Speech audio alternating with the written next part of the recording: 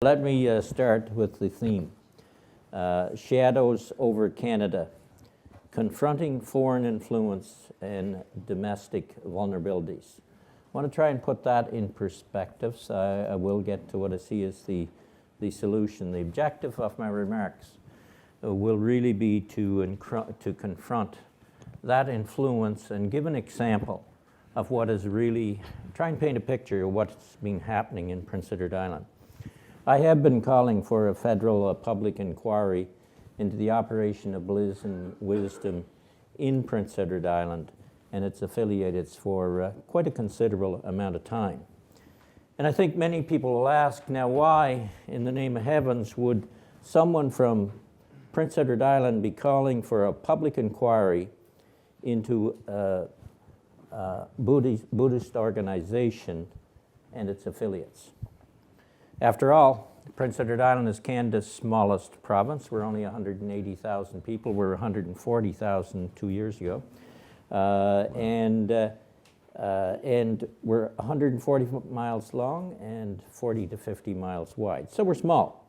We're quiet, we're tranquil, and it's a slower pace of life than pretty near anywhere else in the country.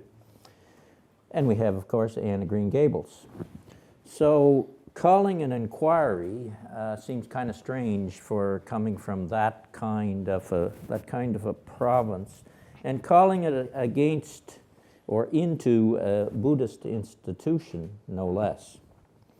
So I want to point out where monks and nuns basically pray and practice their religion in their monastery. So, simply put, all is not as it seems. And I want to emphasize this point. This is not about ordinary monks and nuns doing their work and practicing Buddhism. This is about the leadership that is hidden in the shadows and the linkages from that leadership globally and increasingly across North America. And what are they doing?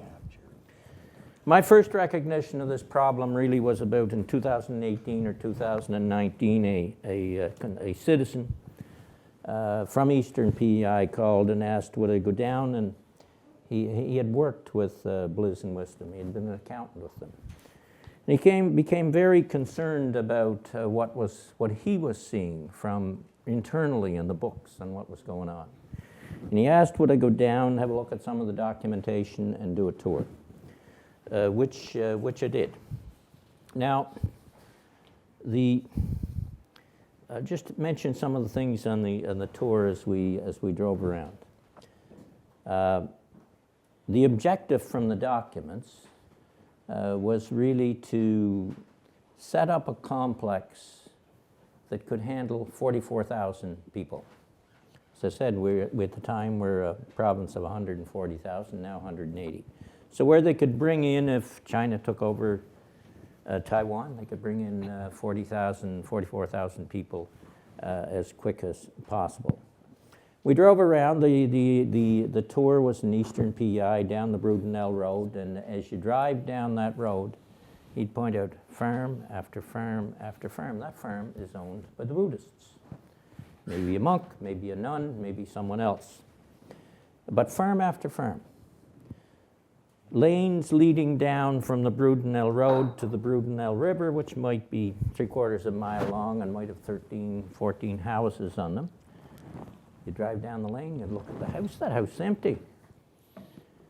And one example, 13 houses on that road. 2 were lived in by locals. The other 9 had been bought by the Buddhists, and only one of them was occupied. All empty houses on that road. And off that Brudenell Road is several other roads with the same thing. The same in the city of Montague. You drive through town, we got a housing crisis. You drive through town and you point out, well, that house, the Buddhists own it, the monks own it, that house, and they're all empty. And it went on and on.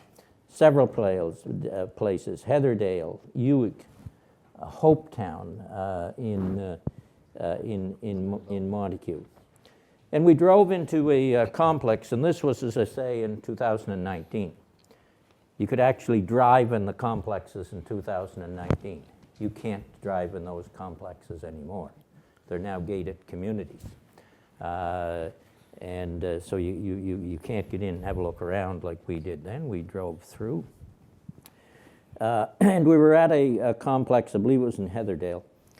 And this is where there's quite a number of residents and a school. And the monks, and this is not a criticism, they all wear their kind of orange robes, all shaved heads. And we're driving through the community where the education center is and the residences. And I'm looking and saying, geez, some of those kids there can't be any older than 9 years old. And so if you're coming into PEI, if you're flying through Toronto or Montreal, pretty near every flight, there'll be some monks or nuns on it in the robes. Going out, coming in. There's always people flying in and out. And why I mention the kids as younger than 9. They are educated under their own rules, not under our curriculum. It's not compulsory they speak English. I think the government of Prince Edward Island investigates them, I believe, once per year. Once per year. And they give them a day or two notice. Correct. I mean, we all know what has happened in residential schools in the past. Can anything big happen in there? I don't know. I'm not saying there is. But they're operating under rules in our province and not even learning our language, not learning our history. There's something seriously wrong with that. And we drove by that day, by Master Zinru's residence, and it is set up by a pond. Just a lovely, beautiful residence. A splendor, I would call it. Well, up the road, about 800 yards or so, is another house, smaller house. And I was told, well, there's 12 monks living in that particular place. So she became, as was mentioned by, I think, Gary earlier, she became master of Bliss and Wisdom, their spiritual leader. She was originally from China. And as we drove around, I hear the stories from various properties, how they were bought. And this was mentioned by others as well. You know, okay, I'm going to buy your property, I'm going to give you $400,000, and I'm going to give you maybe a bank draft for that. But I've got a little case of money here with $300,000 cash in it. You know, that'll encourage you to sell the property. You won't have to pay income tax on that $300,000, and we're arrayed to the races. That's the kind of stories you hear that's happening in terms of those properties, both for houses and for farm land. Now I have to ask, how does a nun who's 28 years old, who has taken a vow of poverty, manage to have about $800,000 cash in her purse, or whatever she's carrying? That'd be a little, I don't think you could stuff $800,000 in a purse, but in any event, that's the situation. How does a nun, 28 years old, manage to have $800,000 on her person, put it that way? I paint this picture because that's what you see on the eastern end of the island and increasingly across the rest of Prince Edward Island. Now, partly, how did we get into this issue? On Prince Edward Island, we are very, very, as I said, you're all foreigners to me when it comes to buying land on PEI. We're very protective of our land laws because farmers revolted in the 1800s against the British landlords who owned the land, and we took the land back, or my ancestors did. And so we're very protective of those land laws, and there's a limit, $1,000 acres per individual, 3,000 acres for a corporation and its affiliates. Now, when you drive, as I said, as you drive around, and you're driving down this road, there's thousands of acres. It's estimated to be 17,000 that is connected with these various affiliates of the Buddhist institutions. So what's going on here? As I mentioned in my answer to the question, IRAC, which is the PEI Regulatory Appeals Commission. They're supposed to be operating under the laws of Prince Edward Island, and the law is in the Land Protection Act, those numbers that I outlined. And so citizens were concerned and raised the issue, and supposedly Iraq did an investigation of which they supposedly have, we don't know if they do, have a report. But we can't get the report released. So what the heck good is your legal authority under your Lands Protection Act? What the heck good is it if they do an investigation and they keep it secret? It's no good at all. That's my point to your question earlier, sir. Now, I mentioned slightly earlier that, you know, the monks at these institutions are not stationary. They don't all come there and then they all stay and they do their monistic work. There's always coming and going, by the hundreds a month, coming in, going out, all look the same to a great extent. So what is going on? We need to get to the bottom of it. So my point is, something is really amiss here in terms of what's happening on land, and related to what was said earlier to other issues in the country. Well, it's mentioned in Michael and Jerry's book that they talk about elite capture. And that's one of the reasons why I said earlier that an inquiry in Prince Edward Island really makes no sense at all, because the influencers have managed to rub shoulders, to do business, to be friends with the politicians in Prince Edward Island, both federal and provincial, to be honest about it, of all political of the Liberals and Conservatives, and they've both been in government over this period of time. So it makes no sense to have an inquiry at that level. The accountant firms and the lawyers, they've all been involved in some of these land transactions. So there's no sense going to them from a Prince Edward Island perspective. So that's a dead end. In the book that Dean has released, Chapter 20 is entitled, "The Forward Operating," is alleging that the PEI operation is the forward operating base you didn't see coming. So is it accurate? I don't really know.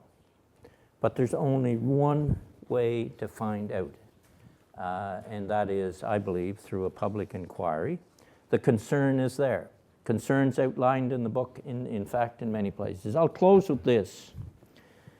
Your sub-theme that I mentioned earlier is confronting foreign influence and domestic vulnerabilities. You know, there's already endless reports, and the Senator will know this as well. There's endless reports to warn governments of our vulnerabilities here and what is happening. The problem is, this is one. This is a report that Ken Hardy chaired. It's a threat to Canadian sovereignty, national security dimensions of the Canada People's Republic of China relationships, an interim report. And it was prepared and done. This is one by the National Security and Intelligence Committee of Parliamentarians, Special Report on Foreign Interference in Canada's Democratic Processes and Institutions. Then there was the Hogg Commission. Has anybody heard lately what's happening on those recommendations and those reports? Not I mean, you know, I chaired Finance Committee. I chaired several committees over my time. Part of the problem, this good work in both the Senate and the House of Commons done by members will end up going somewhere and sits on a shelf and gathers dust instead of being acted upon. And that's really a problem. These reports do no good sitting on a shelf gathering dust. And I'd close this way. Canada has to stop being the Boy Scouts of the world, and we have to stop now. Each report has a message. These reports I mentioned, there's a message in them that there's something seriously wrong in terms of geopolitics and the influence of China in this country, done in many, many ways. And Optimum Press has a message in their book along the same lines. There's serious things happening, and governments have to act. We know there's a problem. The key to solving a problem is recognizing you've got one and acting on it. These reports in the book outline the problem. Now it's time to act. Islanders, my fellow islanders want to know, are our land laws in the province being violated? Canadians want to know if foreign influence is being staged in Prince Edward Island by a Buddhist organization, by the leadership, put it that way, by the leadership in a Buddhist organization, and having an impact in Canada and spreading elsewhere around North America. I personally believe, and I've said it earlier, that the only way really we have the land laws in place. They're not been enforced. I think the only solution right at the moment is for governments to act and for the federal government to establish a federal public inquiry with all the powers necessary to subpoena witnesses, subpoena documents, trace bank accounts, follow the money, as Gary said earlier. I believe that's the only solution in terms of getting to the bottom of what is happening in Prince Edward Island and its impact on the rest of Canada. Thank you very much. Thank you, Mike.